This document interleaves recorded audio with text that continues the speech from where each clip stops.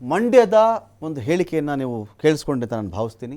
ಇದು ನಡೆದದ್ದು December 2022. 2022ರಲ್ಲಿ BJP ಕಾರ್ಯಕರ್ತರು ಈ ರೀತಿ ಪಾಕಿಸ್ತಾನ ಜಿಂದಾಬಾದ್ ಅಂತ ಕೂಗಿದ್ರು. ಆ ವಿಚಾರಕ್ಕೆ ಸಂಬಂಧಪಟ್ಟಂತೆ ನಿಮ್ಮ ಫಸ್ಟ್ ರಿಯಾಕ್ಷನ್ ಏನು ರತನ್? ಈ ಒಂದು ವಿಚಾರ ನನಗೆ ಗಮನಕ್ಕೆ ಬರುತ್ತಿರುವಂಥದ್ದೇ ಇವತ್ತು ಮೊದಲು. ಓಕೆ, ಒಂದು ಹೋರಾಟ ಮಾಡುವಾಗ ಕೆಲವು ಸಲ ಏನಾಗುತ್ತೆ ಅಂತ ಹೇಳಿದರೆ, ಒಬ್ಬರು ಒಂದು ಘೋಷಣೆಗೆ ಹೋಗ್ತಾ ಇರ್ತಾರೆ, ಇನ್ನೊಬ್ಬರು ಆ ಘೋಷಣೆಗೆ ಪ್ರತಿ ಘೋಷಣೆ ಒಂದು ಹಾಕ್ತಾರೆ. ಪ್ರತಿ ಘೋಷಣೆ ಅಂದರೆ ಫಾರ್ ಎಕ್ಸಾಂಪಲ್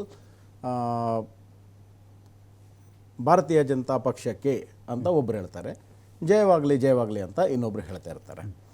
ಸೊ ಆ ಥರ ಇವಾಗ ವಿರೋಧವಾಗಿ ಹೇಳ್ತಾ ಇದ್ದರೆ ವಿರೋಧವಾದ ಒಂದು ಘೋಷಣೆ ಇರುತ್ತೆ, ಅದಕ್ಕೆ ತಕ್ಕದಾಗಿ ಇನ್ನೊಂದು ಇದು ಘೋಷಣೆಯನ್ನು ಹೇಳ್ತಾ ಇರ್ತಾರೆ. ಕೆಲವು ಸಲ ಏನಾಗ್ಬಿಡುತ್ತೆ ಅಂತ ಹೇಳಿದರೆ, ಈ ಕಡೆಯವರು ಒಂದು ಘೋಷಣೆ ಶುರು ಮಾಡ್ತಾರೆ, ಆ ಕಡೆಯವರು ಇನ್ನೊಂದು ಘೋಷಣೆ ಶುರು ಮಾಡ್ತಾರೆ. ಆ ಥರ ಏನೋ ಆಗಿರ್ಬೋದು ಅನ್ನುವಂಥದ್ದು ನನ್ನ ಒಂದು ವಾದ ಇದರಲ್ಲಿ. ಯಾಕಂತ ಹೇಳಿದರೆ ನಾನು ಆ ಜಾಗದಲ್ಲಿ ಇರಲಿಲ್ಲ. ಆನಂತರ ನೀವೇನು ಈ ವಿಡಿಯೋ ತೋರಿಸಿದ್ದೀರಾ, ಇದನ್ನು ನಾನು ನಿಜ ಟು ಬಿ ಫ್ರ್ಯಾಂಕ್ ಇದು ಮೊದಲನೇ ಬಾರಿ ನೋಡ್ತಾ ಇರೋದ್ರಿಂದಾಗಿ ಆ ಥರ ಆಗಿರ್ಬೋದೇನೋ ಅಂತ ಹೇಳ್ತೀನಿ. ಯಾಕಂತ ಹೇಳಿದ್ರೆ ಭಾರತೀಯ ಜನತಾ ಸೆಲೆಕ್ಟಿವ್ ಆಗಬಾರ್ದು, ಭಾರತೀಯ ನಾನು ಒಪ್ಕೊಂಡಿದ್ದೀನಿ, ನಾನೇ ಟು ಬಿ ಫ್ರ್ಯಾಂಕ್ ಅಂತ ಹೇಳ್ಕೊಂಡು ನಾನೇ ಒಪ್ಕೊಂಡಿದ್ದೀನಿ, ನನಗೆ ಗೊತ್ತಿಲ್ಲ ಅಂತಾನೆ ಒಪ್ಕೊಂಡಿದ್ದೀನಿ ನಿಮ್ಮ ಇದ್ರನ್ನೇ. ಆಯ್ತಾ, ಅಕಸ್ಮಾತ್ ಆ ಥರ ಏನಾದರೂ ಹೇಳದಿದ್ರೆ ಅದು ಖಂಡನೀಯ ಅಂತ ಹೇಳಿ ನಾನು ಓಪನ್ ಆಗಿ ಹೇಳ್ತಾ ಇದ್ದೀನಿ. ಅದರಲ್ಲೇನು ಸೆಲೆಕ್ಟಿವ್, ನೋ ಸೆಲೆಕ್ಟಿವ್, ನಥಿಂಗ್. ಆಯ್ತಾ, ಆದರೆ ಅಲ್ಲಿ ಆತ ಹೇಳಿರುವಂಥದ್ದು ಒಂದೇ ಒಂದು ಸೆಂಟೆನ್ಸ್ ಇದೆ ಅಂತ ಅನ್ಸುತ್ತೆ, ಇನ್ನೊಂದು ಹೇಳಕ್ಕೆ ಅಂದರೆ ಆ ಥರ ಇದೆ. ಇವಾಗ ನಿನ್ನೆ ಏನೋ ಒಂದು ಘಟನೆ ಆಗಿದೆ. ಓಕೆ, ಈ ಹಿಂದೆ ಕೂಡ ದೇಶ ವಿರೋಧಿ ಘೋಷಣೆಗಳು ಈ ದೇಶದಲ್ಲಿ ಮೊಳಗ್ತಿದ್ದದನ್ನು ನಾವು ಕೇಳಿದ್ದೇವೆ. ಓಕೆ, ಅದು JNU ಅಲ್ಲಿರ್ಬೋದು, ಅಲಿಗಢ್ ಮುಸ್ಲಿಂ ಯೂನಿವರ್ಸಿಟಿಯಲ್ಲಿರ್ಬೋದು. ಭಾರತ ಪಾಕಿಸ್ತಾನ ಮ್ಯಾಚ್ಗಳಾದಾಗ ಹಲವು ಜಾಗಗಳಲ್ಲಿ ಪಟಾಕಿ ಹೊಡೆದು ಘೋಷಣೆ ಕೂಗ್ತಾ ಇದ್ದದ್ದು ನಾವು ನೋಡಿದ್ದೇವೆ. ಆದರೆ ಇತ್ತೀಚಿನ ದಿನಗಳೇ ಬಹಳಷ್ಟು ಕಮ್ಮಿ ಆಗಿದೆ ಅದು.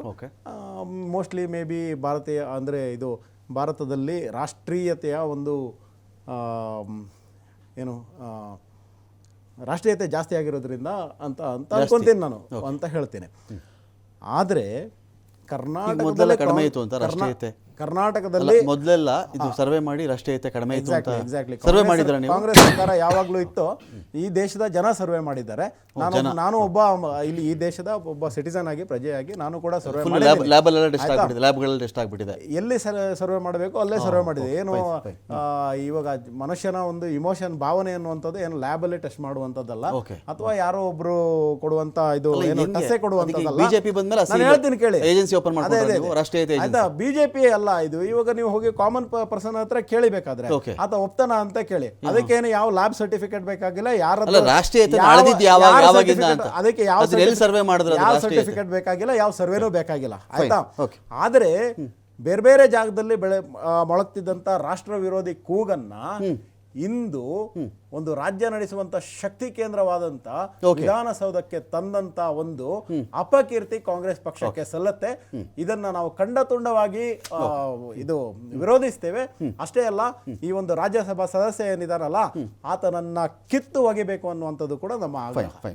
ಇಲ್ಲಿ ಸಾದಿಕ್ ಪಾಷಾ ಅವರೇ, ಮುಸ್ಲಿಂ ಅಂದ್ರೇನೆ ಪಾಕಿಸ್ತಾನ ಅಂತನಾ? ಮುಸ್ಲಿಂ ಈಗ ಏನಾಗ್ಬಿಟ್ಟಿದೆ ನೋಡಿ,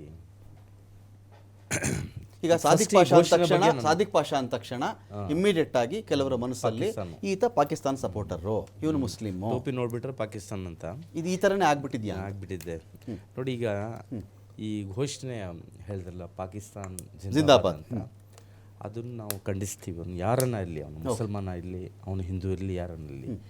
ಅದು ಸರಿ. ಈ ಪ್ಯಾನಲಿಸ್ಟ್ಗಳಲ್ಲಿ ರತನ್ನು, ದಿನೇಶು, ನಾವು ಎಲ್ರದ್ದು ಏನು ಮಾತಾಡಬೇಕು ಅದನ್ನೇ ನೀವು ಹೇಳ್ತೀರ. ರತನ್ನು ಅದನ್ನೇ ಹೇಳಿದ್ದು, ನಾನು ಅದನ್ನೇ ಹೇಳೋದು.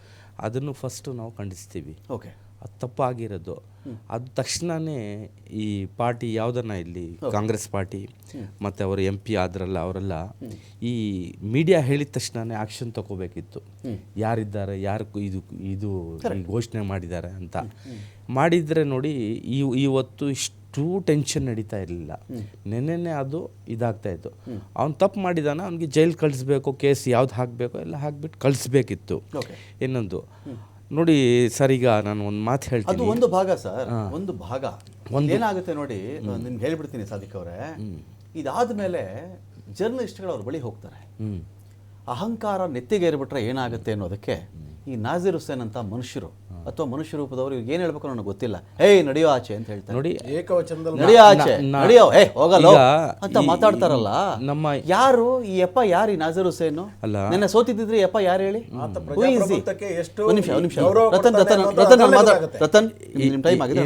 ಏನೊಂದು ನೋಡಿ, ಮೀಡಿಯಾ ನಮ್ಮ ದೇಶದಲ್ಲಿ ಒಂದು ದೊಡ್ಡ ಸ್ಥಾನ. ಇವ್ರು ಮನೆ ಚಾಕರಿ ಮಾಡಕ್ ಹೋಗಿದ್ರಂತ ಯಾರಾದ್ರಲ್ಲಿ? ಒಂದು ದೊಡ್ಡ ಸ್ಥಾನ ಮೀಡಿಯಾಕ್ಕೆ ರೆಸ್ಪೆಕ್ಟ್ ಕೊಡಬೇಕು.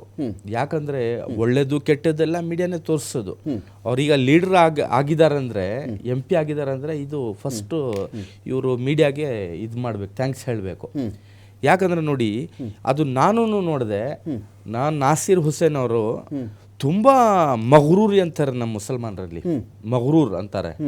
ಮಗ್ರೂರ್ ತನ ತೋರಿಸಿದ್ರು ಅವರು. ಓಕೆ, ರೆಸ್ಪೆಕ್ಟ್ ಇಲ್ಲ, ಏಯ್ ಹುಚ್ಚು ಹಾಗೆ ಈ ಥರ